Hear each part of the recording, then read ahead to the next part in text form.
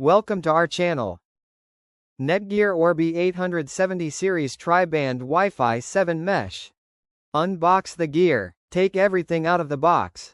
You should see the main router, a couple of satellites, power adapters, and maybe an Ethernet cable. Keep it all in one spot so nothing goes missing. Step 2. Place the router. Stick the main router near your modem. Central spot if you can. Don't shove it in a cabinet. It needs open space for signal. Step 3. Connect to the modem. Take the Ethernet cable, plug one end into your modem, the other into the yellow internet port on the Orbi router. That's your main connection. Step 4. Power on. Plug in the router. Give it a minute. The light ring will do its thing, usually white while it boots. Wait until it settles. Step 5. Plug in the satellites. Put your satellites where you actually need coverage, like living room, upstairs, or any other place.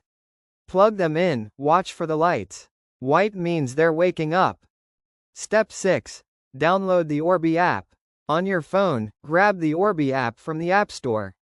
It's the easiest way to set everything up. Don't bother with guessing, the app guides you. Step 7. Sign in or create an account. Open the app, log in with your NETGEAR account. If you don't have one, make it. It's quick. You can't skip this part. Step 8. Follow the app setup. The app will find your router, test internet, and help you name your Wi-Fi and set a password. Just follow along. It'll also try to sync satellites automatically. Step 9. Let it update. Firmware updates will probably kick in.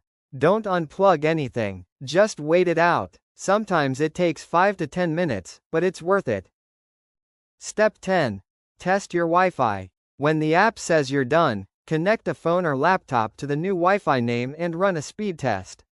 If it's flying, you're good. If not, move the satellites closer and resync. Thank you for watching.